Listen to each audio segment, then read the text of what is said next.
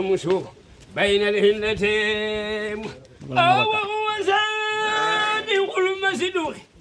سرا وجهرتا وهو الصمد شرقا وهو البدر خرتا عليه سلام الله مسيا بكرة موايف النفوى وكسرتا لا برخ إلا البشر وتبسم لا إلا رب العرش شرف أمدا وفى ببشر وأنجد موهدا وأسار بها والتفعل غدا جرت ليلة النسران بشر مفاردا من كان لرسولي يتعذب اللهم يا ربي صل على إمامنا اللهم يا ربي صل على الله ربي محمد شوبا دونري بلا بكنا رفابل مو انور خبل الكونغا جم هدا ملل ميدن كسري ميدن غوني رودي امدا يا كالان لنتاك ونديرو امانند محمود نفده وما يا بيش مدينه مو وما يي اباس دي خرتي عينم ندي الله ولي اسمبالا دي بلاشي هاغي hagamo hanga angini kana antam agana jobe angirande be allande be da ku bismillah kumani ande be nyani ke kumani ibe shuamulla annaniere angolle ci senyen anna golle de beri ni timanne billahi allah da annam bismillah ando kana nga dome kana be gani dramanu oda kharate bangal wakhir awakille tay ana silama gumbaniya gabu bismillah angiran debe allah debe angala gollu be ni debe lillahi allah la allah anga tangodo salam bismillah angiran debe khatabu ya khatabu angiran debe allah debe gabu tambolu boy xalile mu ñaanu ko angala golli sebe su debe allah la woni anda su debe allah da serebe gama selle anna jar na man lillahi allah da oda khanu kiya oda mori bismillah bismillah ando khananga dome kedraman galladi kenyani oda kharame kama de bankani ko kudey bismillah samadini wayere draman yo kenyani bismillah draman annan ka bi delegation asrinen wa khiyartu bismillah adi palasini kinia mukuni palasini hadi kinia wala kebani amulaka ku odalla tiga odan wori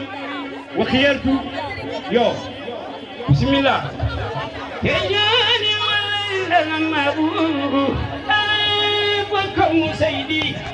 imman konanga ba jeli fari den chai bedin apodo ko imman kay سيدنا أبو بكر صديق إيمانكني سيدنا عمر الخطاب إيمانكني سيدنا عثمان بن عفان إيمانكني علي بن أبي طالب فجاء العرب أعوذ بالله من الشيطان الرجيم وقضى ربك ألا تعبدوا إلا إياه وبالوالدين إحسانا إما يبلغن عندك الكبر أحدهما أو كلاهما فلا تقل لهما أف ولا تنهرهما وقل لهما قولا كريما واخفض لهما جناح الذل من الرحمة وقل رب ارحمهما كما ربياني صغيرا ربكم أعلم بما في نفوسكم إن تكونوا صالحين فإنه كان للأوابين غفورا وآت ذا القربى حقه والمسكين وابن السبيل ولا تبذر تبذيرا إن المبذرين كانوا إخوان الشياطين وكان الشيطان لربه كفورا صدق الله العظيم.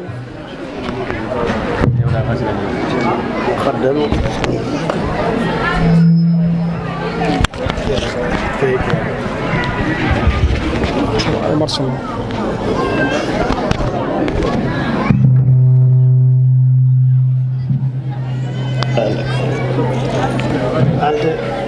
hadde fof o joppan kay min ke ken pour kele ko caméra ke caméra ke أعوذ بالله من الشيطان الرجيم. بسم الله الرحمن الرحيم. إن الحمد لله نحمده ونستعينه ونستغفره ونعوذ بالله من شرور أنفسنا ومن سيئات أعمالنا. من يهده الله فهو المهتد ومن يضلل فلا هادي له. وأشهد أن لا إله إلا الله وحده لا شريك له. وأشهد أن محمدا عبده ورسوله بلغ رسالة وأدى الأمانة ونصح الأمة وجاهد في الله حق جهاده حتى أتاه اليقين. فأما بعد فإن خير الحديث كتاب الله وخير الهدي هدي محمد صلى الله عليه وسلم وشر الأمور محدثاتها وكل محدثة بدعة وكل بدعة ضلالة أعاذني الله وإياكم من الضلال آمين. أما بعد فقد قال الله تعالى في محكم تنزيله بعد أعوذ بالله من الشيطان الرجيم. بسم الله الرحمن الرحيم. وقضى ربك ألا تعبدوا إلا إياه وبالوالدين إحسانا إلى آخر الآية. والتي كان نندنجي امبالي وناسالي اندمها صلى الله عليه وسلم النبي نمكيبي الله يرسوغاندي نا خاي كاتتغفون انجيا اما خاي فوفو ارخايا رحمة للعالمين الله كانتكما كنمي كي النبي نمي ما ترك طريقا أمكن لتغنى يوصلنا إلى الجنة أكو جوفنا الجنة إلا بينه لأمته أربعا نموتوننا أمكن لخاتوننا كل كيبي كان السبب أكن جوفنا جنة إلا بينه لأمته أربعا نموتوننا كي النبي نمي خدي أري ننتجي نندروغتو نلادي ننكف ميا نسانقي إلى عصرنا هذا مغا جوفنا كمبي كن النبي نيمة صلى الله عليه وسلم أين السبب كمنتا كنغا سرونو كنتا قسرو يا الله كان توكمي الله كان توكمي أنا فلا كبي ولا أنا خرلم بي برنا والجنة لبولنا كن أنا خرلم أنا منيتي كن خرلم الله كان توكمي كمونا ميني كمنا فنغفي الله كان نوكفارين جما أكا كدينا جوفانني jigo khoro nyanyi dobat dabate idi yakungara ni korungara ni kaningara ni naburumutu ni meni yonkini mutu ni kin alla ya kuda la khalen nanya kammo yo kembre o kata kebe kamma ta ser suda kumba ageni o kharammo o ustaz o khirse ageno kunyi ageni ustaz harna kapko ando kunyi ameri tuwa kusanki tuwa kebe ogantetu ay ariyata no simmandi bawna Allah azza jalla imer kenyako fadhakkir fa inna dhikra tanfa'ul mu'minin mamuru simmande ngal mu'mini nyana fana ariti kembaniya ameri sere kharamundi aro simmandiya arni tuwa gunya na gayere agar nogu mumudo kebe ano simmandi ogo farti kebe ona utu yo kembere serente sere kongo nante hako na harno gap gende serebe angere wori anya kandu wori serebe angenya khibare moko alla dangar sa andu wori wona alla anya gan alla gan oda wi imputu anannabi tere kille nya kamma annabi nyimmu nya khayma igar kebe khaye anakenya killen kamma yello gona micro ngine yagana foko kebe gene sawaba alla andi semben ka fama alla gana tugar nyogo ngal janna yello gona foko ko aga futunniya bamna harmere menyani aga futunniya shaytani yani ado tuwa golloge ado harmere mel lampunta tawndo golle fe yo kembiro na micro ngona jofe ya ona kine ya ano maslamundi masala nyimu kubeni geri wutu ni sugandi nantano simmanda kamanga masala nyimpana nyani haqqul zawji ala zawjatihi mana yigo ngaqe ifutan nyaqen kamma walla ya khare ngaqe ifutan kinin kamma ano masala ngunde ke tamu filandi nyani ano masala ngundi sara a haqqinga remmen kamma mo hobe remmen ka haqqingi saran kamma mo hobe ano simmana do ke khay te musikande nyani ona logo ne ayene azulmu to nyungunde ona baare khere bakka ano honga ayene asariqa mana seren tampi annana gawdu afalle walla na khene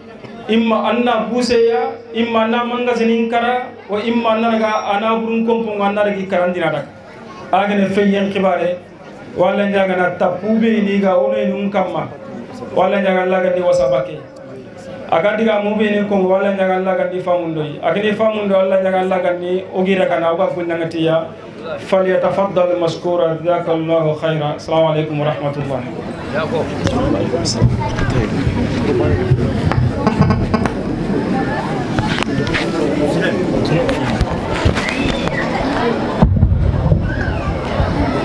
اللهم لك الحمد كله ولك الشكر كله وإليك يرجع الأمر كله علانيته وسره وأشهد أن لا إله إلا الله وحده لا شريك له وأشهد أن محمدا عبده ورسوله اللهم صل عليه وعلى آله وصحبه وسلم تسليما كثيرا. أما بعد السلام عليكم ورحمة الله وبركاته. الله كمو ولي الله تيغا وغتي سوال لها سوء كما ولي الله نياغا غنو نيانا كمو يفوبنيغا الله تيغا نيما نمبرنغا الله غنو نيانا كمو يفوبنيغا سبرني جاربي يمبرنغا ما الله غنا جاربي سوسوغان كما وتو مبابا جاربي غنا غري من عند الله علي الله لا نياكوندو يي الله تفوسو بكي او تنن دونيتي ona sere Allah yani bani tomu beti kemenente ya beti yongo nafana fi dunya wal akhirah la bani fal abeti mbela kunga nyano da tora Allah bani fal ona sere nanti Muhammad sallallahu alayhi wa sallam Allah komenya na khana nyani annabi metuma gelli ko tabe Allah ta'ala ngeti ke annabi nyimmeda ya ayyuhal mudaththir qum fa'anzir nimeda giri anna sorongo anna soronga lakille giri anna kaman koy soronga giri anni kaba nanti mbengodo ko kumbenemma akomida nanti arjanna yelo ibe gana golli siren deberina alla limun debere gelli kenna nyako tabanne bi metuma ko tabane tabati yana ga yanka ko tabane nyarum pilli adeni abul lahabi utbade utayba iyande roqiyade kulsum muru imerotia tabati yalage yanka ili wara ure mo gure na foko annabi danga alayhi salatu wassalam annabi jarabi ke da'wa ila annabi kotu mato punge dilin sebaka tanga feremma ila annabi kambe qaso alayhi salatu wassalam ida annabi katabaka makka ko tabe jibril aga yanka annabi kamma aga gharu qira agatini iqra ya muhammad agatina annabi nanqara wa huwa yaqulu ma ana biqari annabi da men mekhara nemma nekungo andamundo ana wara annabi kunun tengeri katoma khadijatul kubra khadija dar janna kita natuguduna الله تعالى ندوته من 7 سماوات ننتي جبريل دقاكو محمد عليه السلام أنا كو خديجة دا تنكي التي كسينا كما نكاتا غدا أرجانا نكيرون تاغندي نعم ناتوغو بيرني الله تعالى ندقارنتي خديجة دا النبي دقا عليه السلام كتفا باتوغن ورقة بن نوفل يعني أهل الكتاب صرون يعني أتى النبي لانتغتو منا أتي مكان كونغان قتل بكام بابانكا النبي تيني قتبكين بابانكا نتلا من أهله عندك كي بيجري سير السودان ممري إلا ميغاندان كجالي النبي تنفيلو باتي النبي متوما النبي توما كان كوتا به النبي قال كلين داغون كما وهو في سكرات الموت أي يمكن بكي فاطمة دامي إم بابان تنفيكتا النبي دايم فاطمة لا كرب على أبيك بعد اليوم أم بابا تنبين تراكما لكن دنجي يفعله أفاي كلايا عندها بقول دنا تنبين قمب في هذه الحياة دنا بري النغم النبي نتوما معك كلا كتابي عليه السلام قرأ سكرات الموت أنيتني أما عائشة رضي الله عنها ننتي غير من تفين الجنة قلن كان بارون سوساتي وهو يقول لا إله إلا الله إن للموت لسكرات النبي يمكن ما كان قتلنا حبيب الله خليل الله والله ما خلق الإله ولا برى بشرا يرى كمحمد بين الورى صلى الله عليه وسلم النبي لها لمباي الله قال لك سيمبوتي من تنيانا كما علي صحابني علي دنكوني كن دانجي يمبالي قال يمبو مغا اوغي ليلي نالي نسببو نسحن بلا غنيا نيوي وسوغوانا يتمتمولا نيانوي kenya no xamne ke mako xayam po magati alla xagere wujje sunya nan ta xuno dugu alla ganne nyana oda khadanga baraje fil firdausi a'la alla la odanga alla ganne nyana kungeni ni tuwana tuwa gunde benye o kismani khara erea o gogo ni khara erea o faba ni khara erea o kuda ke wayasi ke turna fetina tolli tuwa ko kinesere oria olli khawri kanu wori oda khanu o ma khawri magananya réseaux sociaux ni kubane kama kengal le feti walle naam oria on profiter o fay ashurul hurumunga mani na li khawri na khanta khanduoda mpabani na khawri na khanta khanduoda fo sunto terendenga illa magantanya ke bane me khara ge kempe khage do gomundi mo gobe kala sa nyemeno nga masha Allah khali tambol le kungani ko ke délégation be ge gemoy ado simmandi biramba nabi ge nyiro no madina alayhi salatu wassalam madinatu rasulillah alayhi afdalus salat wa atamma taslim ade koyo yinanti khaytu wa gunde be nyanire khaytu wa guntu khaytu wa gunna fa khaytu kenya naga tuwana ngomundi ne kundu keni tagumanti direct gello ge nyiro no tagumanti fana be ngede wori kungani ni tuwa gunde be nya meri foko khatu alo ngebe do mame kongo bal khara lemma nyaninga ndaka kanu nalla nya seda nga khasumullati allah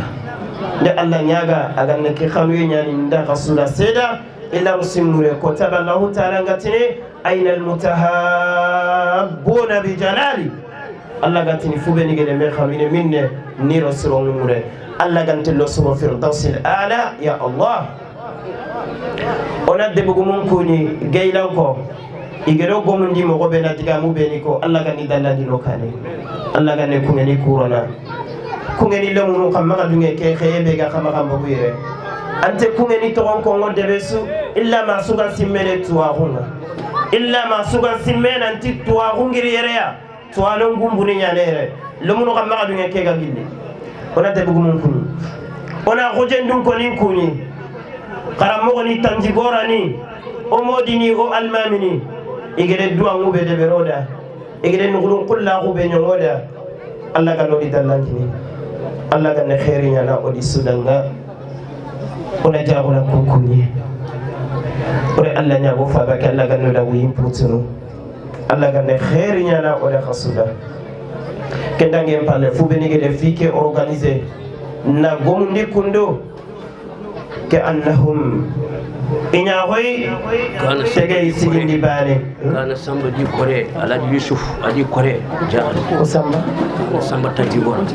cheikh kana samba tanjigora alo alhaji yusuf di kore wala rasulku qaram men yalli be gay ko ngani ko do nga khadanga ari do nga nyamuru khamaga ode alla nyaga alla kan ne gollo ko suro gala qadi jure temuni sikki يقولون من دمين غاقة ما شاء الله صارن دير من غاقة الحمد لله فين ما تفوفين يا غبيره ها كن يعني الله كان لكم دني صحابي الله كان خيرين يا نودا الله كان ما كان من يا نودا en fait futuron telato kagara dungoda oriento nya faike onan dogo mo sirondi onari futuron palle kagere temu ni sikkibe ko be idnillah o yesefene kada lumun natu sarange ni kebe lenki yuglumun natu haqqe be gide mena hanga fayanon natu nanti kebe gide ku inda Allah ta'ala bange Allah ko be idnillah Allah donya ku temu ni no temu ni yoga sefeni kamana qaso ode basu ni mesafa ku kamma insha Allah لمن غيرني سارنتو كبغني لنك بإذن الله يغلم من قدره سكتو في أشهر الحرم ني لهر من قصو لنكني أفاي أيوغو يي كي قصو كندو أنت جمع كتنغينا نيا أنت جمع تنوم دينا ندبري ولا خنا يمبو مغا تي الله أندا دوغتا فترون سالي ولا ركاتي غاي ولا مسألة إنك مسألة مغسوة مسألة غدومنا ça va c'est d'accord titanta mabaka na sara sireko sara sire de fama sire awre tu intenyani serebe gana fati niro mun to sara sire nyana re men sorogono serebe nda fati niro mun to fama sire nyana ko ren sorogono soni kan kan nyani asu sara sire asu fama sire hammini bega saga sire do fama sire sonin kan debe maga tori dakungiya illa mo kan dege de sokono irigo ga kuba e komo fili de fogele bakale sore hammi bega saga sire do fama sire ala time maga tori kan nogo aga mulina alla kitaben tanga ta sababu ni faben kallenya oni denna daga daranga daga tanga koy bannan mo ga tanga na mo be ampunge komo fili de fo ala time Kenya no mara kujamano Mali Mauritanie Sénégal Gambie saga sire do fama sire onte mulamma andankara na ordna sin to gamma ankara falle onari maram paga tende maronga saga sire do fama sire na kontirunye ma onande ma ko taba hajunga jarande onan jara Kenya po sankara falle ma ala timelle me yogo do ma ko ngaga wunu ati baba gani birene onda yara ka tonte nya kamana onda nyaga mon teyra gatana ka gelli ko tabe baba nan kara ide telliti ide maroliti ide gatilliti aga wunu baba o fay fakankara falle nanya sunyan kala baba nan ti maro jon kontam magadaw oui ku place no manire sara tire do fama sire ne ken kontirune corona me de masari kallen nganaria o gatini mbayre menyani nduwatike mamareme nani bayre menni sakka watenda gon kam manyagala anti bode yantamma fama sire de sara sire haminni ke yayi sonin ko oyi mensigiti oyi metam pintondo miskinani o hajunte fonkulle khalsimaga o hajunte rabbe khalsimaga sara sire de fama sire sina danginte ke kebege financer ay 5000 aga kebe baka 500,000 € ay baka komo keregi wujine euro ken million mani malla kono mais asura ga sonin karaye ke yani o wosonoti sonin karaye o hadin tarabe khalsi miskinani oni dema oni kurundi saka sire de faba sire hajuni kya kaya ganya jileni bega jileni nyani debe suga e oni mulona saka suru nyakita faba suru nankite jotinte ganari ini farun kinyandoi ona dema fi sabilillah on tan photo publier a interdit tenya romala on tan video de beri nan camera nan gara groupe ni kamma la miskina kunyanya sababu ka an hora kungono an dambe ngono on talle bunum man tankina ge kara onanga da groupe nin kamma la wallah annabi do kama kenga timen satara musliman satarahu allah fi dunya wal akhirah ona mesuturi كان يوم غاد سراسيرو فباسيرو كله ولا إن شاء الله موجودة أدريكاسيون أبيرون تاعون يكونني فاربة كنا نيجي نسوق كلني دومه ونا لا تيمين ديما ونا مسكينين ديما كان يوم غاد صلى الله على محمد وآله وصحبه وسلم.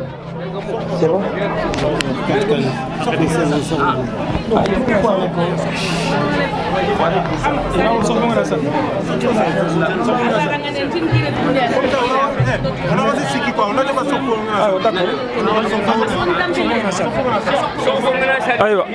انا بقول لكم السلام عليكم ورحمه الله wacha odunya sofon challi falle ifatele ni mo gomoni futondo sofon la ina tuwa sofon challi falle en warona kuti afuna la sofon na salli onari ke mamul jimla de min jara anda santana jara ni ya lillahi allah dana ante mulla serena ko sofon na kiri o suna men yi ay wakil hada kai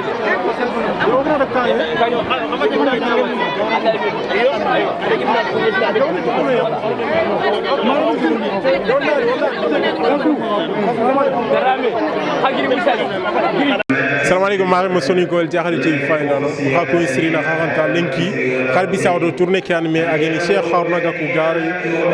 bito tammi ke be ko ga yire gel soni karano ko ga lenki faga gel ko ngene debe nya o roko be ga taxon ko an gelli xibaare ke organiser o dok serbe ci kato nyani bakari kebe ke to nyani kaba jabira ido ko foke mu make ustaz amo ammo ko isa odan kunyi ma kungen taxenga o itinando mu kuninga xana bismillah inshallah o debe kunyi ni o debe gum kunyi ni inshallah yo xana bismillah debe ke no debe ke sarare me nyana nga walla nyaga na khadiye anga kille kebe alla ganna nya khairin kille alla ganna nya kisi kille nga anga kebe mulla duna do la khara alla ganna nya odos khasu kof man to ndanga yo inshallah kiyani yanda na wari isa bismillah ndang ko fo bismillah merci beaucoup taga ba mo ça va ouais ça va alhamdulillah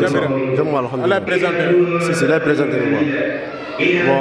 ça c'est le cofo bon j'aime mon collègue Jopa bismillahir rahmanir rahim wa ya nati alhamdulillah rabbil alamin bon cofo ge oso mo nyagali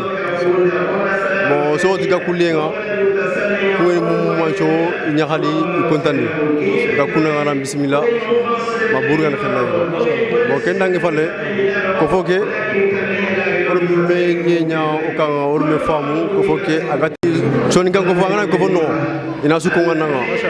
yo wada cofo go sigin pour na khalis yiga yo ngana ko pour na cofo go de do fotna kam nga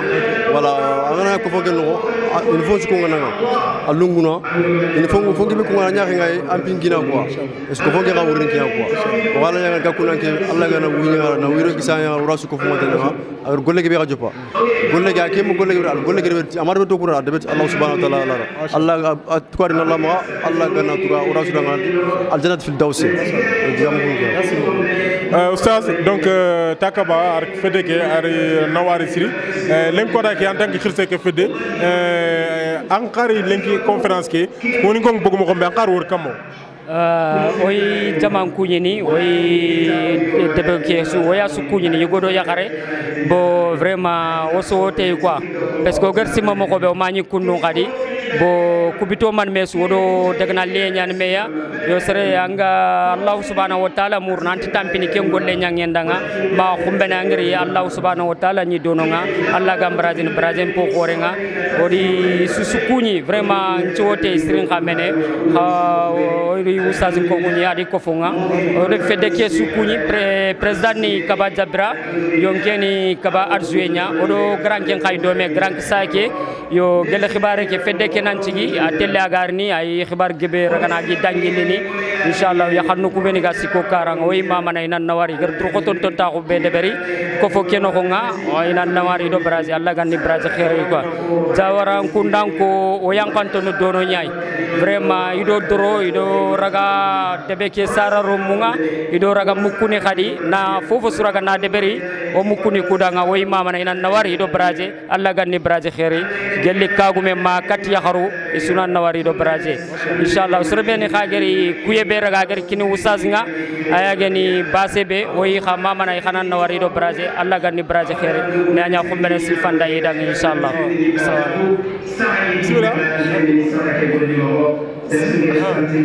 donc kune amarimu kwani dion danteru kubeni sara sire faba sire kungeni ige katay ko ngata on daga kharbisa do conférence kanyu domé Dakar ko ngamo orang kunyi sire orang kanta khari nga di modang o gari agro sekete debe ken ko lenki haro harna gaku vraiment machallah ali modang o kontan sire ngwala lenki ko dage wor wori khagemo Cheikh Haruna mo siri lenki har ke gembe khay debe kamo ke gemme kunu vraiment gemme ga tawnu le banani ngira nyakari ngar katinga aminta sibi nanti munya fedde tawunere pour gaku quoi donc gakum pede nga yimu ya tawundi de bismillah ndi ngano nga aga nyam mo xosu ngano nga agolle wo a fofo su ngano quoi vraiment comme dinan no kunyane vraiment ngama courage kinanga de courage bakam quoi vraiment ari ko na jopono tinaka ko ya haru korom dome wallahi do ko ton nyane siri do yu makambanu kay dome do ko ton tan siri donc aga jopene presque sallamano an o masala do haklu ngoy may donc rio na o président mutu wala nalina secrétaire mutu na trésorier mutu donc ko comme o goron golle no nya ona kudu fina pronar taw ona ya jama ko na masala siri ona posnu ko su tawundi dan xaw taw mo xabe donc kunu yan donc o taxe ko no le sima siri comme serenger na magay xalsin tam magay sisin xibaare fon xibaare khalar nya oga kongro soroku yogoni naro sisininga yogoni naro jinga yogoni naro khalsinga mashallah alhamdulillah vraiment dale wallahi ogar kebe sima allah ma comme dina no ko vraiment allah ro dema siri quoi donc walla ci gano mama na vraiment golle ken ko ya ba do munu beni go ga di batte do ko to siri ala ko ya ya kanu ndo yugo vraiment ya kanu khoro vraiment do ko to siri quoi mashallah kundi ale hagana no wari ke fisirani benda ko nya allah da ngol nya nyimera wonat khara khana no wari oy waga inshallah wala kundi yani vraiment comme ngal ko na mo be vraiment dinan kan no kunge sere suga yang kan fofo de berni anna de berada wala fonnan kayu bana bana ibanani o mani ku yogoniri inaro ti jininga yogonaro ti khalsinga seske baga yero kun khalsimu oga golle de berni khalsi bana to ma oga ta kunna ku be kay mimi oga khibarin ko fi sabilillah oga khasbe ko to Allah bana donc vraiment sere o jodi siringa o ndo mo ke organiser o do de kutunu kammo haro ma gar sere dengi pour ana de kutum pay ga ko nyam mo be donc wonda do xana ka to fe ne berni ha ordo na fo de beri Allah nya malla sa ma lo gor bagan o nya khadi siri ko ke jama benen ko ma nyimer ko an fon ko nga vraiment ngere ko ngena nya khadi ngere jama ke be wor quoi amma me wor de be su quoi alhamdulillah donc dinan kara nyane o do ko modi ni ngor ko ngi danga gemiya o degu mu nga gemiya vraiment debe ga gama su wala alhamdulillah quoi merci beaucoup aywa abul kati gatel noqsu yirin fanka ceke inari khawori khani wori wallahi interni nantirin fo ko yere khatwalo kubeni gaire igam ken kon kada dunan batte nyatan ifamani igideni iga kebe ko na kada ngai khanari Allah gana kiye kini be ya ankara ga kebe danga annam bawdo ndebere ina do khataba tunya aywa ariye ke manane Kenya wori na jopa balu awa magumol hotel la khempenonya e harnu ga kunkunga agari gedebe jaten choko e dunay lenki komo fili do fogade ada soko ko ni danga miskina ni ado fuqaru e aliyetime be go maka dara ni ngalenki atintu mulla aliyetime na nyanga takhranga nanti fa ba ankar moyen takimaka igatel lekolu ar fondation ke khalis sugana bogo cotisation nga ado bonne volonté ni be ga dunamuma iga khalis bertini e aliyatima ni be ni go maka dara ni ngelenki dunamuma ako mon ci ki mangen fonne ko khaso suga ya idar ni ko tugene miskina ni fuqaru surebe ni moye ganti maka gana woti iga mulli nan jare telephone gillo danga partout Allah di Allah ko me yogo adi kan kinoya kenga dakaru ka ke teganti yamante nyan ya khare nyan ad meble harnu ga ko nyimmen no nya Allah ko metana ken dingra kinoya wotun tebe ganari yankano ku gantam maka ona bismillah no o ana nyigarake o ana minijin malla gannan jogon kinanga anna ille katta anjamane e yetane ado taxundi ati xurna fay sonin kara docteur ni be ni go max woni contacté wotunte be ganari ona daga docteur ni ko koye o docteur ni kita sonin kara o dagi wori ona serfana su kita ken golumin kenya dawdu timera ya feran kenya ni ato ne dawdu timera aga dalal jam o daga wori o do mo ko dang atona bismillah yala humma ikun ka ganne kita sonin kara fondation ga ko mukundu iga ku action ni meni de berni e khaga fofo murun dunay kenya murun ado de ma o do wotunte be gana daga ay metu axunga kamma ni gollende bari ay me ado men ge fet kenga ano orienté o gan xawtel no be ku khasu filme no ko wala khasu sikki o gar fu bero opération nga ay tellement millioni tumi me ma millioni nyeri Allah di fare ndi gabe adi sogon kiniya yille kati dingro e fotan be gaya miskina benda kori ordal sin tugana kengenya kungenia kengenya o kuyme debe nya gallade walla debe tana o sorongononga e qaray contacter khandi contacter raga kebe dayna kende bari fube gana fungi sembe ino contacter et 16 horenga no be ono participation de bari yel gajare ni ke kara ana khempe yere ana jare agatel Dakar wa khadi ona dene ana raga jare no ok voyage kundo gor programme oto ustaji ok sinde afaga lampu atinga fube ko no khada ngumuli na video onde beri naronde YouTube ha naronde WhatsApp ni ona fay dunamo mayga kebe de beri ad de ber le nya drondi yille nga krene igar khalsi be khay akenyi mu konte nge konte arsid be konte nga ampo milio iyando woton tuga ona li voyage ke de bari ad de berti manne ina li khawri isara no nyana khaya khana du idanga i haju nga khaduangne lemne nyaniya angani sino konte lenki tanji kedo sino sikki wala tanji kedo sino nakati wallahi hajum soni ngara iga kebe mulla duna o imma duro miskina ni o godon kargi ambo susraqena milioni tamme kiniya wala tubabuna kame milioni kiniya ino khalle kiya mulla o miskina ni o imna me jara kenya na gamba samunta tourne ke manane kenya allah doga kebe kon khadanga tourne ke ko ngini ko khadru goto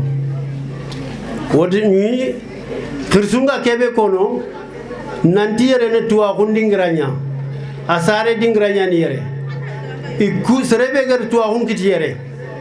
aga daga khara ija ide benga agar suron prome na suron karamundi usaji kenga benyandi tige ngalla dang onalla mama ona tiga o ma kanu tan conférence ke nambante tampie ke alhamdulillah tige ngalla danga a foso siringa wacha anta dallana ay kille ngarini gankaw kebe kono temni ku sikini beni khagari trindi araga kebe kona kamma na ken ko kamma ustaji ke kundu aton kadi way mulana lifonne kati ustaji ngado way yondu kenal lifonne on a bismillah do kusul promotion banini quoi il a participé fonne quoi ouais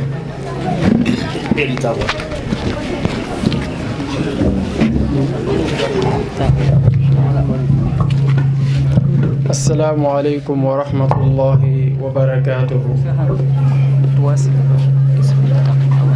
إن شاء الله. الحمد لله والصلاة والسلام على رسول الله نبينا محمد وعلى آله وصحبه ومن والاه. أما بعد ويملنا وصوني قنقنك الحاج عمر توري رحمه الله تعالى نمبغو غامبيا بجاغا كوندا أغدا خرانجوغي بي كتابي بي غدا صفا أغدا خرانجوغو يغني كودونو غاتني القصائد العلمية خرانجوغو ما تواغم خرانجوغو يقول ممكننا تكينا. يقول الشيخ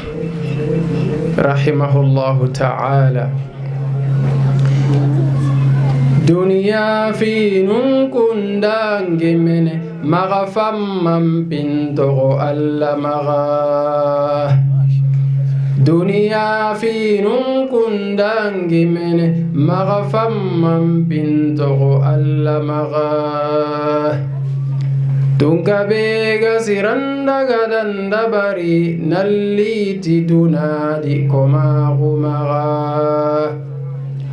Tunka bega siranda gadanda bari nalliti dunadi koma gumaga Khosanya da komei kenga sigi betiye di finchu agadu mamaga Khosanya da komei kenga sigi betiye di finchu agadu mamaga Khanifi do khonifi ni suwara tugutalla min takome sumaga Khanifi do khonifi ni suwara tugutalla min takome sumaga Tagatum kambe gada fofo taga agadi su kanda tikille maga Tagatum kambe gada fofo taga agadi su kanda tikille maga Qarosuna nyaga anoku kisi killun chanku soronchu maga Qarosuna nyaga anoku kisi killun chanku soronchu maga Allah ganna khirisen nema akhini oga taxu dingira kebe taxu dingira ni amenta taxu dingira ni jusunoxo o xaramoxo nir kongodanga naraga baka farin jabe nga alayhi salatu wassalam Allah farin jabi malaika nungal Allah ma subhanahu wa ta'ala iga yilene nyeke agen kamma iga dingira murunu miga ka murunu soronga Allah finko igana dingira ni xoku dingira ni meni sasa soronga Allah finko no subhanahu wa ta'ala ina me khiri ina me gangu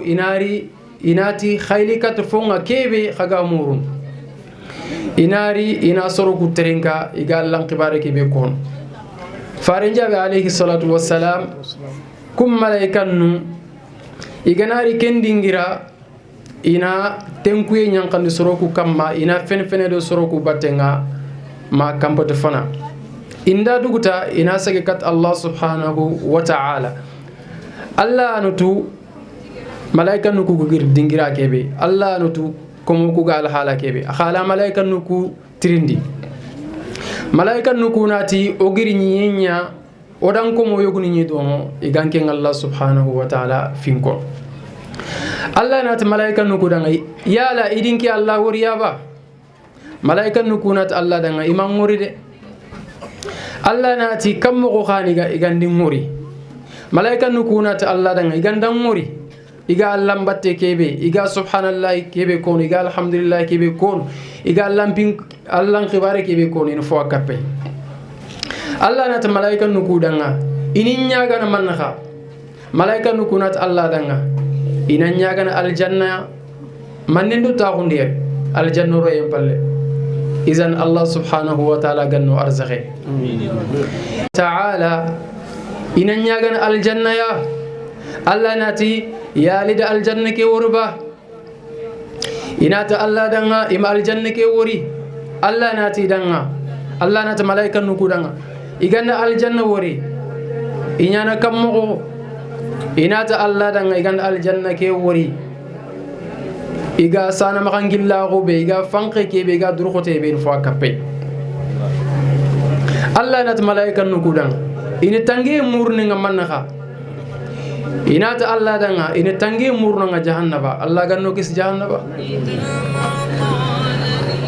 Allah nati subhanahu wa ta'ala malaika nuku danga yala ida aljanna wariyaba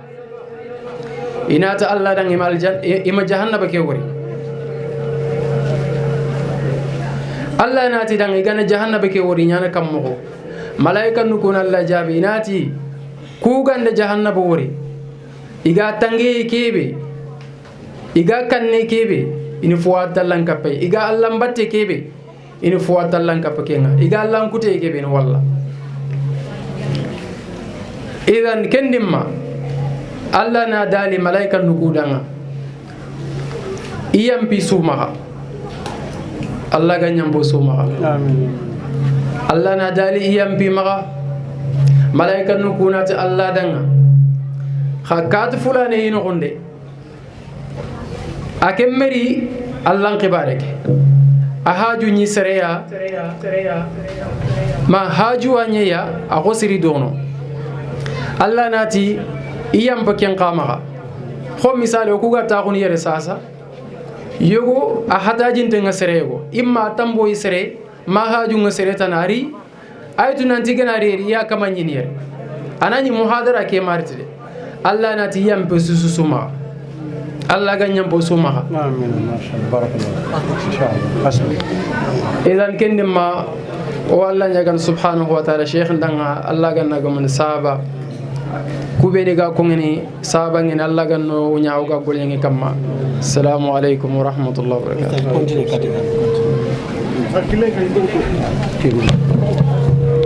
السلام عليكم أستاذ جوفي تفضل مشكورا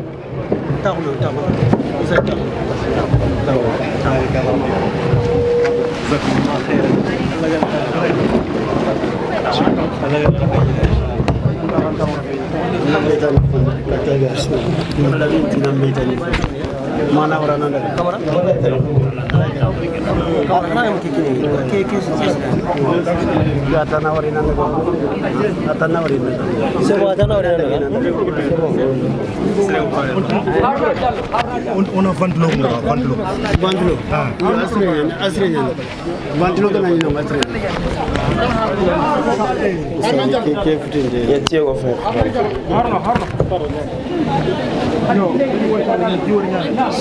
Cido que un programa de un bagagno con la أعوذ بالله من الشيطان الرجيم وما أرسلناك إلا رحمة للعالمين قل إنما يوحى إلي أنما إلهكم إله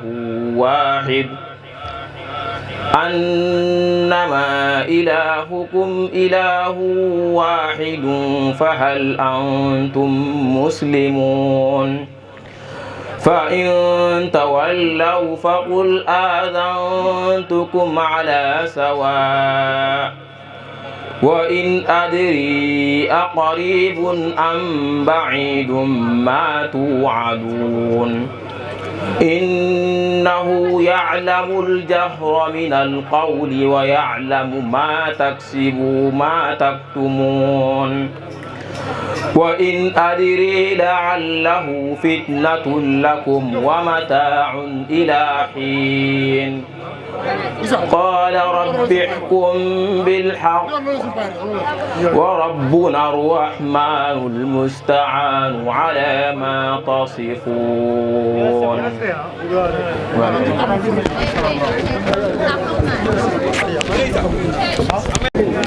oda Allah tiga oda mama ogar nganiya ogar nata akhi ngemalle magunga Ustaz Harun Gaku kungani bera khorendi kungani romunga kebe ikiendo uro tuahu ikapalle mangari wara anohong adi simmayu kubeni gari fankoron kara nakil khoron tara kentrende jofe kungani lenki Ustaz Haruna Gaku Allah dan no wondi danga tampiyan cufalle nallitaku ke bara wullingintey ga tengene ku akhidaru ku kapallen ciruya ke jama fakka khana khun kam khanuyen kamma khana khun timmanden cefen kamma ken kana ko Allah subhanahu wa ta'ala ganna timmando danga o liqani minna o menyen minna jannatul firdaus fi dhillil arsh Allah ganna nyongo danga inshallah falyatafaddal mashkura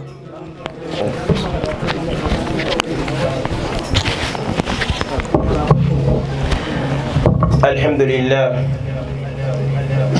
اللهم لك الحمد كله ولك الشكر كله وإليك يرجع الأمر كله اللهم صل على محمد وعلى آله وصحبه وسلم تسليما كثيرا أما بعد السلام عليكم ورحمة الله وبركاته وعليكم السلام ورحمة الله وليالتي كان ألا كوفا na alla nyaga subhana aga no nyana ko moy fubeniga alla tigana ne manin birenga alla ga no nyana ko moy fubeniga seberini jarabi yum birenga rasulli farasan kama sallallahu alayhi wa sallam adi sahabani adi dunkoni adi sere suge ya khidi ya mawundi en kota alla ga no suka pan nabi jama mani pabani akhini ode puñinde xamnu ndeberi conférence fana ke na same futuron kane xana yam po maga xadalla ta xunu xagol duku xana yam po maga o yimeni dum fati kenga Allah yankiti kundu age qoto mo su oda me saqafo kam bugu olli katigay pare Allah nyaga subhana Allah ga no gollu lagana ni warama wazini hasanati nga yawm al-qiyamah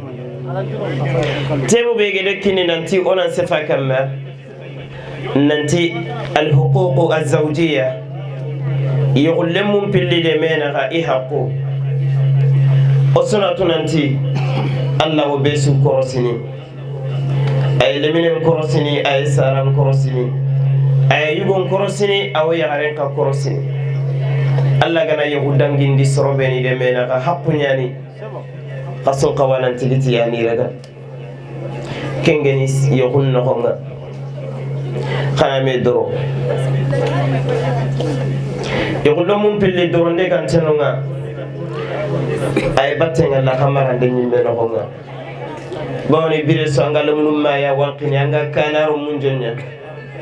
أمي ما درو لمنو لا تكاونا إيماي أم باي خرامون دينيا يكون مغا قريقا غنا دغا كينان كاني غاي خانيا كاتي يقوم كندنيا والما يغرين قني كينا روغ لمنونجو لا حق يعني خلو مينا خف اللي سنا ميدرو igo haqqenya ni iyaqqen kamma nan kina botu nyamere khannen su kamma magantanya Allah kutenga kebe Allah kutenga na nyante igo mbatta kamma bona tegemme tege fotana da anna Allah ta'ala kutati tege fotana dungayenga haqqu nyani yagullam monde mena ga kana kasara non pilli doro yagarenna igo sara non doro igo na yagaren sara non doro igo nyana ga sikka gi yaqin kana walma yagarenna sigi ani kina ma ni ro ani sara non logo ankam parandangi igo nyakenna yaqenya amani amma ya afabani ampabaya igo yagaren doro alla de doro ya omani yani qasimme alla komo serebe gana le nyagare nyakita geli gella bucine ayan sikiti le nyagare khibare ayana yira munga ayana topuninga ayana ire mello no kharanginga kelle mega nyalle bunte igo antete da batte aga nyana nti watenya nei antete la muranne to kusara no nyamaga mangere wornan tasire ni dimma be angere faren qainantina kina e o mani tampintoni ayugo itunga de tunga ina utina daga kini yugo anyima de mana anyima wankinde ndeberni ayani sorone imadi fabada ayani sellandini imadi fabada ayugo yageni kabe kenyam posagatele kinan kabe ayugo yageni bire mogobe kenyam posagatele bire no kube mesarano kari kesu ile utule kinanga ama imma faga saga na sorene ama imma fayira ngankini igo tugadin tanke maga manga ke atorono koron kono allah yagaru haqqinga nabi de kenya ko alayhi salam istawsu bin nisa'i khayra ngasere kan nabi kinna khay kar khayri nya katti yagarunga annabi digal legeru be alayhi salam agedi ko ageni sakaratul maut yumkin bakke أتغتنيا الصلاة وما ملكت أيمانكم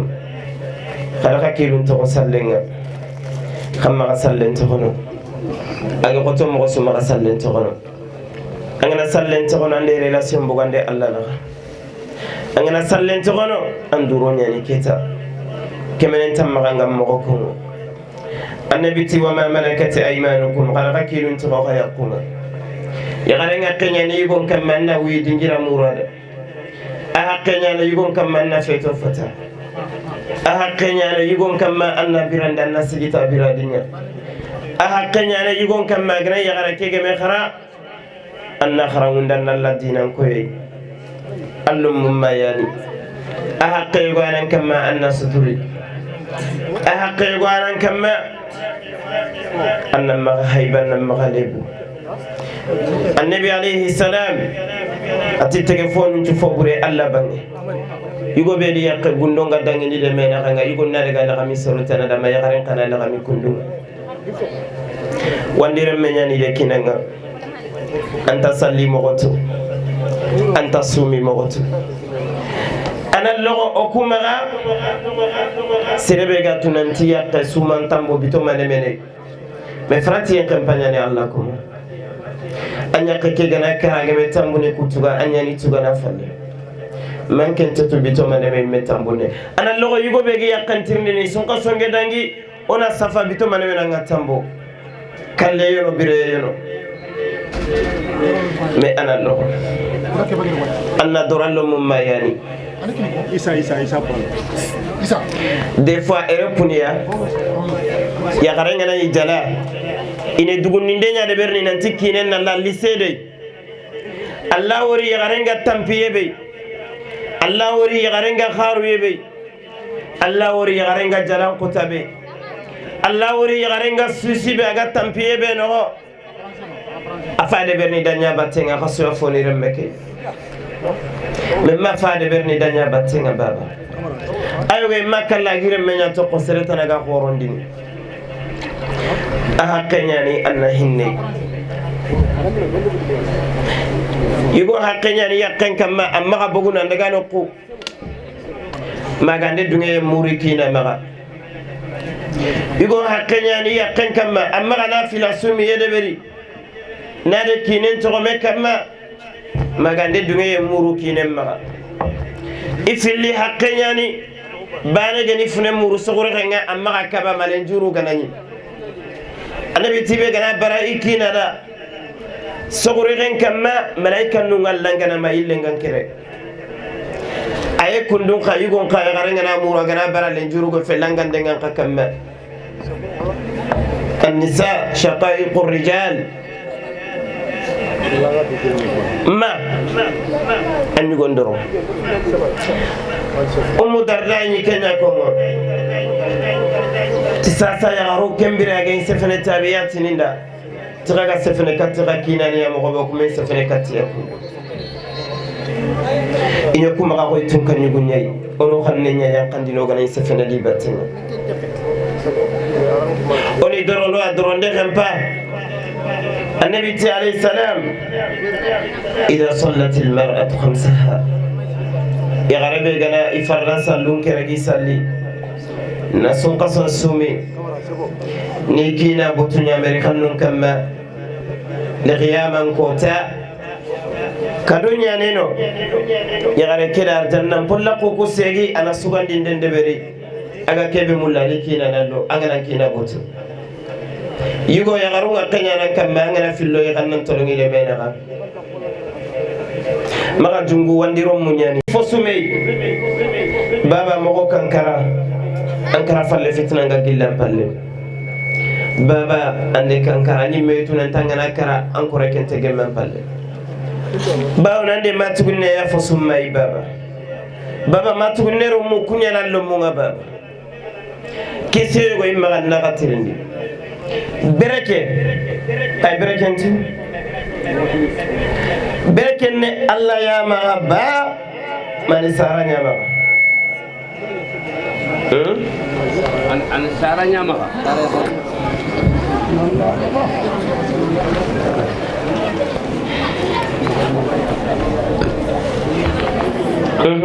angana an sarana angana berekemu gelamma ampaba kembere kenan pusna magadal wonde aljanna sakir sara yakhare sara yakhare ga tampanga mo kebe anna sara yakhare ngere kemu kembere kenan pusna ma aljanna balalla imede dal nan ci khana su khasaruna khal janna na khasarun tanna d'accord bereke sarano nya magamane alla ya magogiri kenya ko papa ando baraje bereke ndalla ya maga ante sara maga angana sara nyagalindi alla nan pini bereke na maga gemme nyanda angana sara mbutundi alla na bereke mbogam pini wallah bereke nganne sara no nyamaga ofa bani maga ine nyana ma nyuru kuro munya da yaran kasollo mutini maga nya foya ibreke ntedia agani kitenga itni kumbaro muku yana nyafoi walakin nantimaga au contraire biresu kuya na butemurana alla na berekelle kuya manan tampi ali de fofo su de berekati kuma maro mun ko berekina na alla ya maga alla tolongon tenyani Allah komo Sara ahake sonin ko yigu mpabani korondu ngeta nabi kitenga Sara ya gare hakke ayan qora yigonga tasikwa nabi gakungo ila nabi tirni alayhi salam nanka wasiro no katikoy annabi ti ummak amma afalle sahaba tingana dugutimma katiko ati ummak afalle ma falle ko ati ummak tasiko yare hakkenga ko ngini fabe hakkebe ko ngi mana atandinya ni alifa baga menyini fabe hakkenga rini na man nan dungete yugo Allah yande Kenya ngana ni qalsi kinni ngana komo kebi kinimma mi ngana wujunu kebi kinimma na wujunu sikki kinim baba kenya ni tolongo ndema ko ngonga tafsiru nga pari yogo ti kempeti tolongo ta on tan nabi ande ko ntire mesara sara yare nyane faben kamma faben nan dungeti kenya problem gebe faynonya hari ngana tampile yakini mai baba ni katabaka kanga baba dungeti Allah yanda haqqi ngaran kamma foke baba nan dungeti kenga manda mugunanti baba gana mugunanti nde wujunu tammikini ma nde wujunu kirege yakine babai ani ndimma so katabaka kanga vrai ou faux ngede ko o faba e godin jabi atime dungete ntim baba dungete Allah yandenya fini sikiyere menga yugo takante yagaren bana ya khalleni afana Allah ta'ala anti wa wasayna lil insana biwalidayhi ihsana hamalatuhu ummuhu ya jobba maneni remmenyane nonga baba dungete ke hakkan takante karma wallahi yugo kana qawt baba antakante ma haqqenya nire ahangana tinimma tuga ade baba firire baba nteno ko tsukara ya pimma ga sefen ko ngi mo nyani finlandi sugundinde baba magatinya fay ma fere nyani remme ke ga suguno agananya sugunu dimmabe qur'ana lingo khore kana dangi nanya khatti kulle ma gana dangi khore ngai lene ferenye baba remme pay birene bakki ma ferenye magana khari yigande ga foronto manyageni lemme ke no nguro ngere kana baba anta qantere ma bane fa sugundini aferenya naga futunu remme sari sugundi dengare ni jala wallahi ngana ya khara ngori jala nga hinne ngal daga nan ta khuna nga wun angana ya khara ngori ga sonkono jala nga ta khuna nga wun e goni bito siki ga jala nga e goni ni operenia e goni me tokkaya ina ta tokke tsuguranga na ramen kine seretana sikandi ke ani sugundinde nuguntaku ado jala ali sugundinde fabe takantere tikana nebige tamma haqqan paba kamma kusiki gana dangi naga tandinya ni remelli falle duna kasuga menyine mpaba ma fatiya manyanga de khanta kana kanyu gondo mi yakenta gundina haqqan nan natuindi nanya kenterin kaga fatiya karanga baba mala tajana baba qini baba meno matirindini baba masalli mo ni kumanya baba nga juntei Allah ta'ala nga korosini ma haqqina onari rummu haqqe sarano kamma masara haqqe remmen kamma remme haqqe saran kamma fana yagare sugandi allo mum maganya na kebe maga yagare sungara woringa yekhini angana ni yekhini nekko yekhini aganya na allo mum bay kumbere nyagu ganta ure an katillo mum marana min qayekhini kanyugo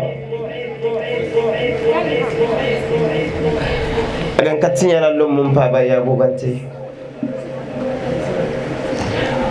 problem nyane sarano saketo ko doro mun naga odoro mun te masala ngade des fois khibare ngono nyagaru nogo ilante ko ngo baba ni day kanna baba ma kille ko e nan to masala do mellemme kalle nyagaren katirna ti baba ndeke yugo waran linginda baba ka soronda ne mulanna nyagi akanna khorodoro mun nam masala dome ona yagarin sire sugandi idanga malle me hakkanya nan kamma biran ba sigin tenga nani Allah gana arjake kinanga duro to la to baka fo haramun teswa kebege harami maga fay saketi ken sigin tenga anya ne TikTok nga 24 sur 24 heures anya ne YouTube nga manga haramen payini ay batenya wala lemmenga anga yigande be yiganaro ji ajo fenal lemmenga anga fosu fayni no nta way batenga la lemme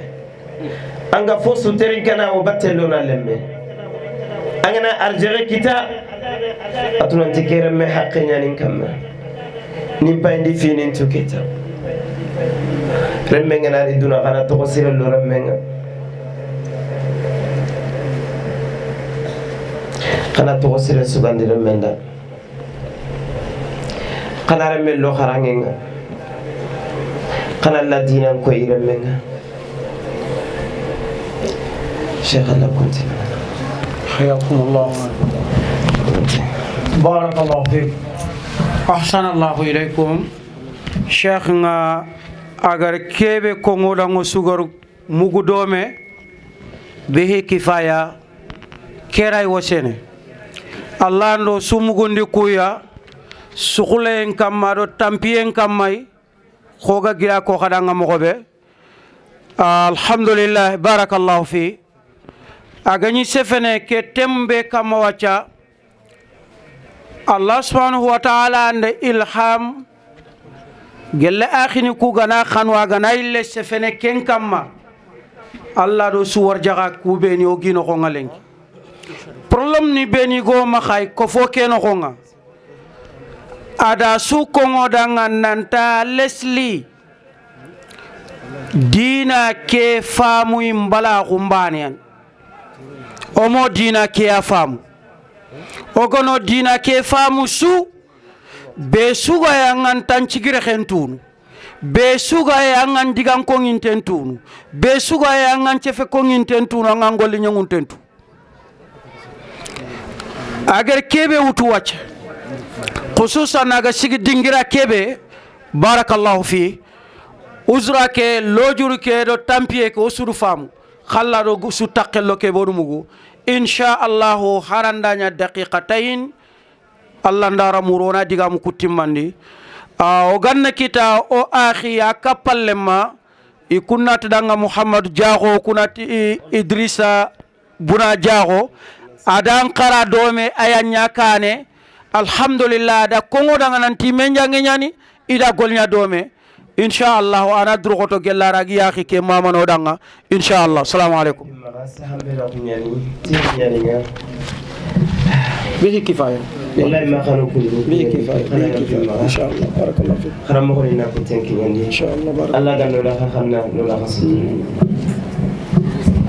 alhamdulillah Allah no sutta kello ke khogor ko mo gobe ta ke mi on ta hara gilondini Allah no sutta kello ko gor kebe mugey Allah ganno nya gol nyangano ogar kebe muge Allah ganno nya gol nyangano sara ya khare ngaqe a khore nyani ko sara igon ka haqqen khore ngel mo gobe sara ya khare ita yani madrasa mu manaya al ummu hiya al madrasa ke kharan kompe ken sare ke imya idha addattaha angana sare ke gomundi angar préparer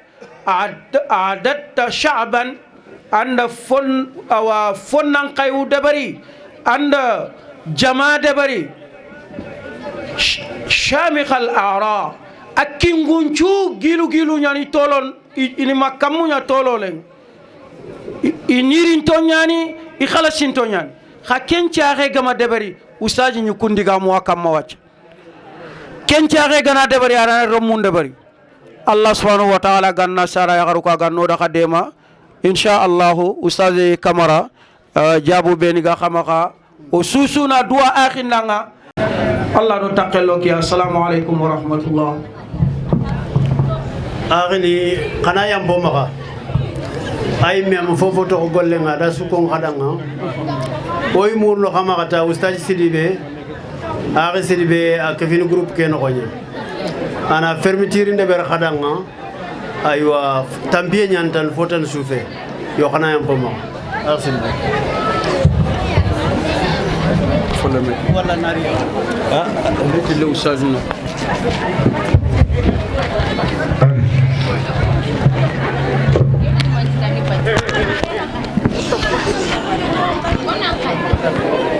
d'accord دقيقة واحدة منك بارك أعوذ بالله من الشيطان الرجيم بسم الله الرحمن الرحيم والصلاة والسلام على رسول الله مبعوث رحمة للعالمين محمد بن عبد الله والصلوات لله والسلام عليه وعلى آله وأصحابه ومن تبعهم بإحسان إلى يوم الدين الحمد لله malam musoni go takakuni na besu khanda besu to alo besu jamu ko haket sura ko mobe hala magana waga khanu waga gaman kanu ankala kandara ya kinya sabulanga usain ngir kebe khanu khadanga lenki Allah subhanahu wa ta'ala ama arumuru ala kulli hali batte ñaari agedi toho ustaz nga ke kunu khairi ñan ato ta harabara me fofo ndankita ak fete khairi duro kha ngenge simana tananyani kha Allah ma khairi ñan o su khairi ñan ke alli Allah da ngagrinya ke golle kunu orke programme ge logo meriere nanti ogana jofe kungeni aynyana ya gamere aynyana misali ogi giri no kholi beni alo gatangan no kholi beni akunu yani angana fo debe angana fo simma timandana nallahi subhanahu wa ta'ala Allah ma timando dam wala Allah nyago do khadanga Allah ga no do kanda no do suturi no do hagom di tatana ya Allah ga na ko inshallah kato ga bakka diga bena ke ko fo kunu silami le men ko fo nyal akhi ndi ko nan qaso ona ile wurna xama atoti ankati diga mun fo kamaya kebe anyi megi birano ko kebe anyi megano ko kebe aga wurnan tanina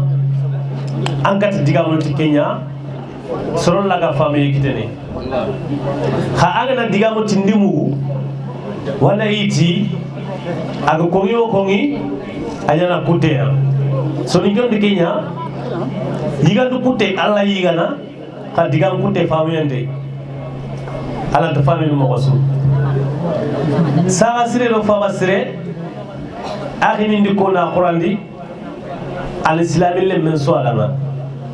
al mu'mini le men so alama wolo kitun kinime na ngol nya dobe wona nya sugu khuro agana yi fonno ko amel ndengame o ma kanya gana boko sella ga sankin wala soni gonga ko yi megale soni genn makam mujumunya wallahi makam mujumu fetoy wallahi sugu khuru fetoy khaygende har yelengel laga idi wara kambi mo waya sa asire do fabasire idi kenchunya garenga nanti soni ngefeti makam mujum soni ngel lay dudanga alay siki dudanga kenya ni jamanu ko man me suga kharo sa asire do fabasire lengi ke jama be geri yere bes mu ustaz mori anda ga taw me xama na hakitulo me kitu kha bes ro xalu lengi debe ke no homa ina likitella kite wallahi ina litaw ila wori do man danga agedi ko fo be sigini ko fo ki ga dillin kene ko fo be gat la danga soninka na toti na wotinto nyara o yimeni wotinto nyari na aliyatime nin qadun ciro o yimeni aliyatimu nyari aliyatime kina ngengan no banya amma na lan sikida batte igo wankitenga wontan tirndina mato wontan tirndina papto wontan tirndina anjamu wonan tirndi manne akhamme nyana ngaba angale nya wotinte kem mo wali wontan tirndina to angiri minne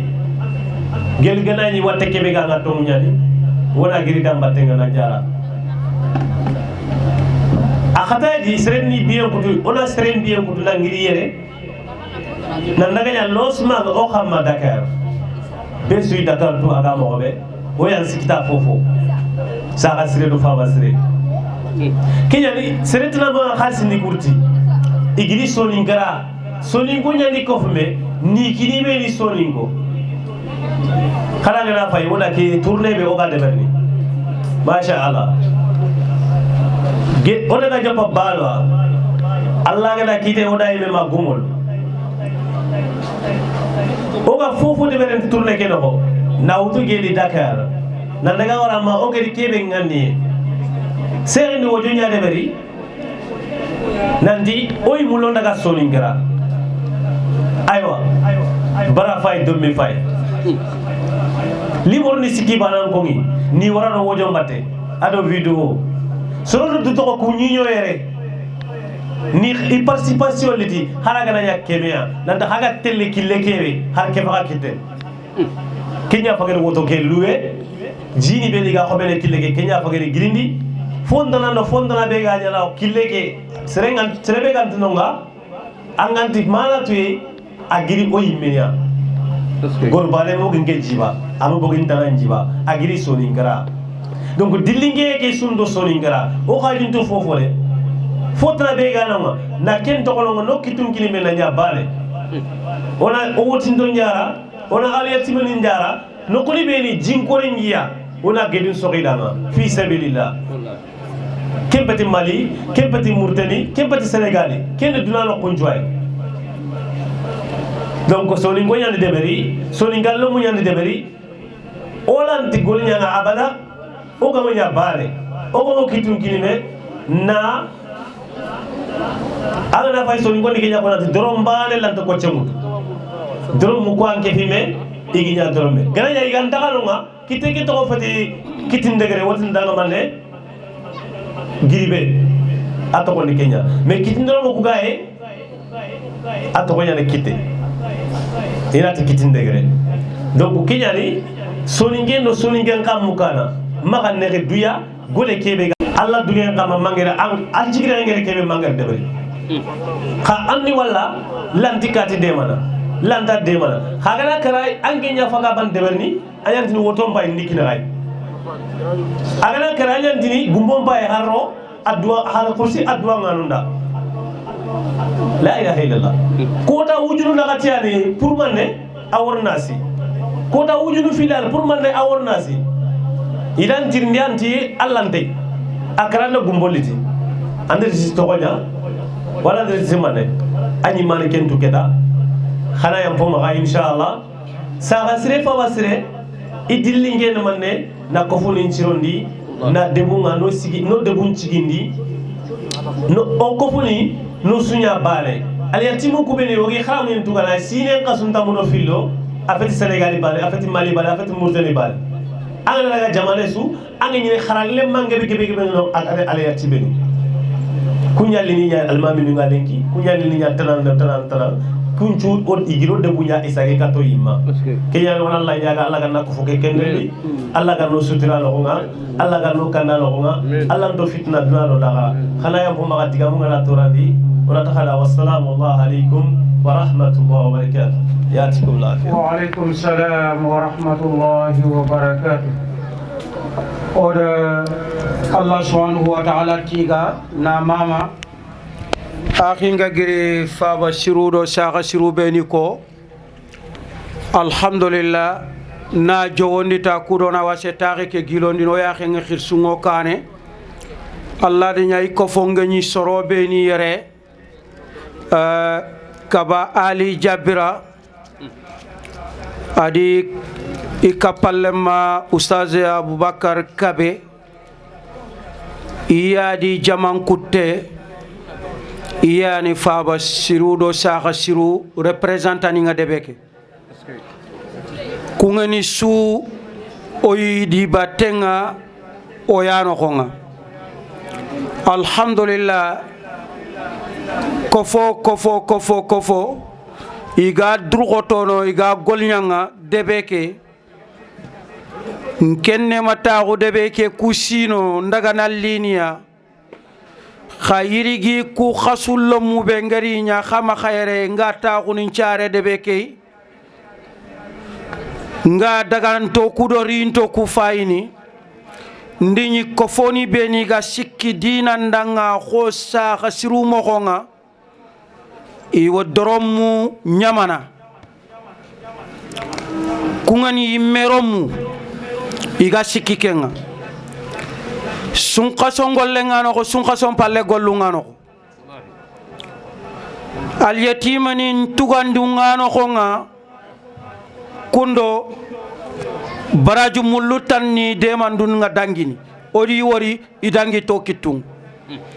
saga sire soron cigi kenyai na nyille jaman kapame na kurumba kundi kungani kontorunga Ustaz Haruna ga tengeno yere kho akhini ben yega dagar metu falle igar kongo jama kebe ga yere jamiyatul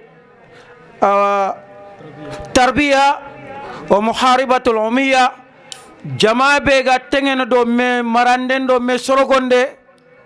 ado na imam binna khun qata bakko yimmeni ona fitu wodina ngado ko fombire moko ken jama lamunu alhamdulillah khibare nga jofiya awa khirninde nyaaw gidani gangundindi ko khaga tumo be khirsungaere ku shinkinto fogo bo sukafin kunyai kuy go khaso shinkun khullu be ni gaere igado lemna misom battenga oga hadithun ndo qur'ani ngai gatrene menaka ken kam may gar khibare ke dangindi katime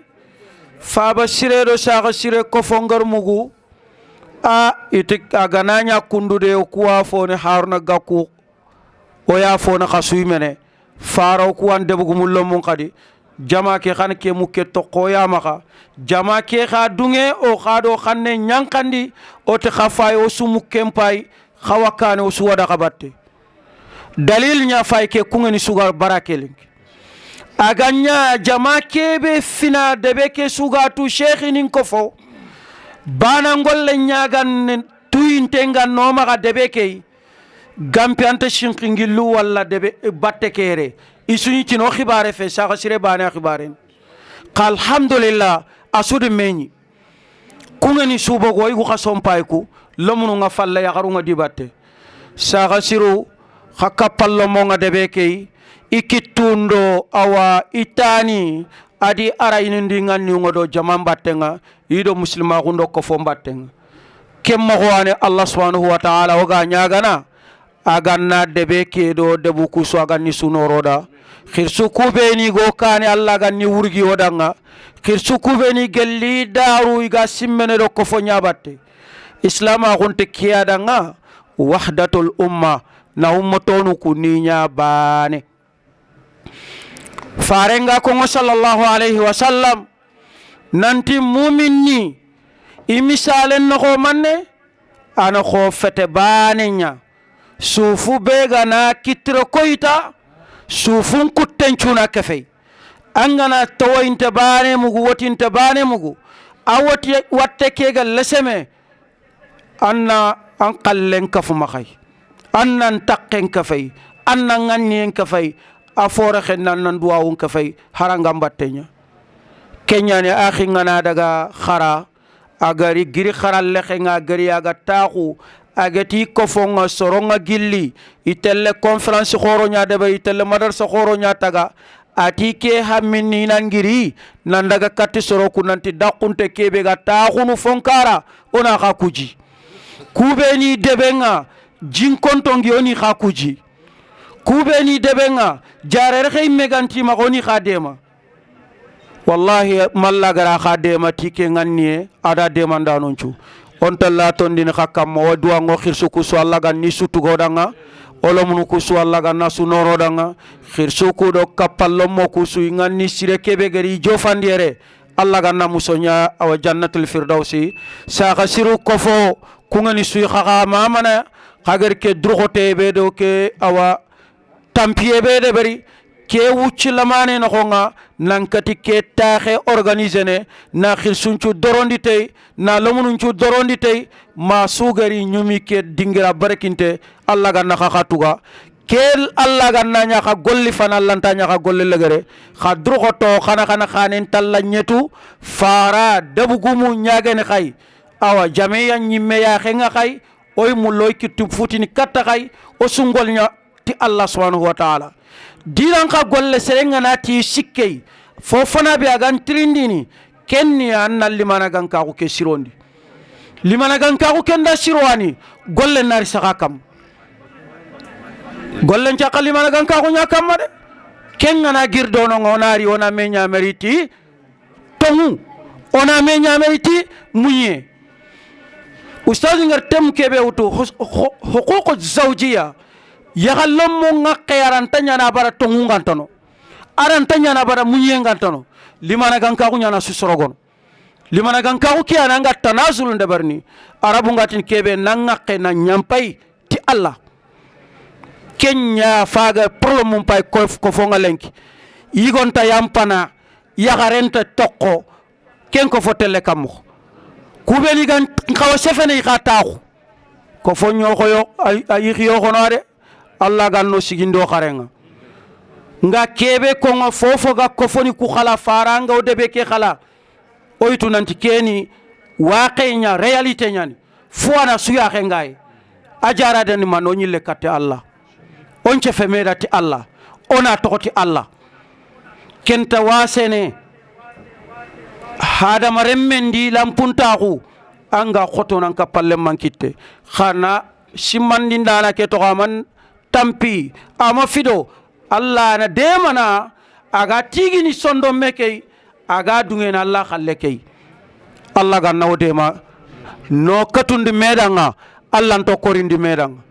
Allah ganno ko fonto ko Allah ganto sanki kenyani khana haqato godanga awa ona mikron kino faba malaminay la Allah duango danga ma baytandino danga awa inshallah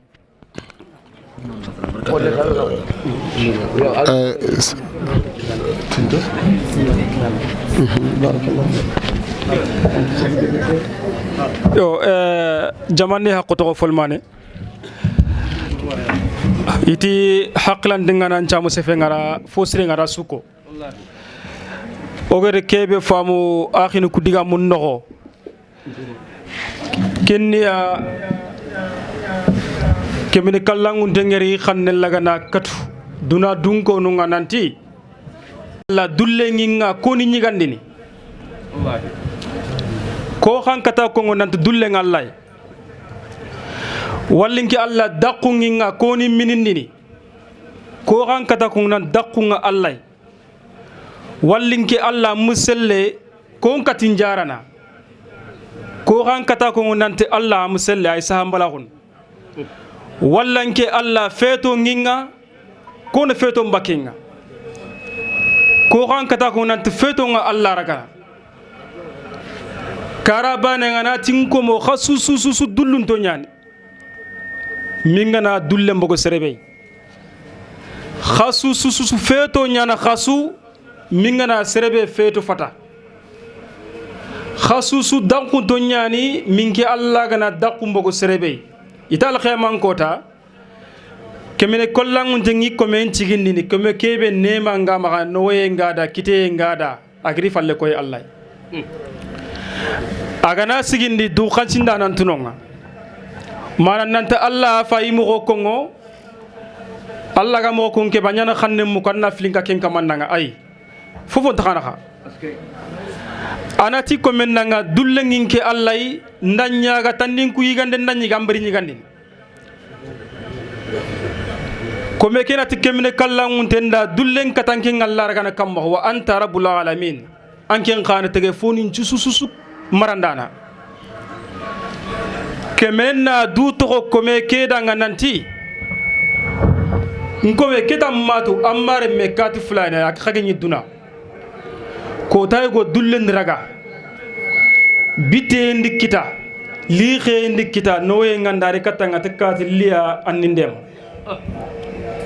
amma ko da khambara